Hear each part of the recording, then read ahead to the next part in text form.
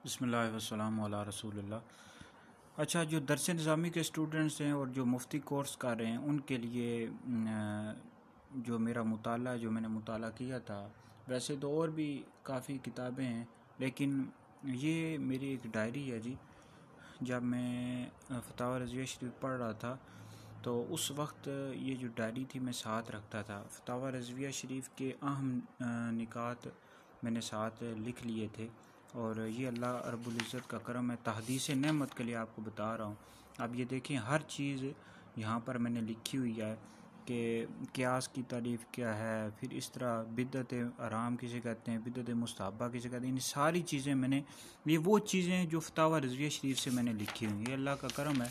यानी फतावा रज़विया शरीफ का जितना भी काम है वो अल्लाह का करम है कि मैंने इस डायरी के अंदर लिख लिया था।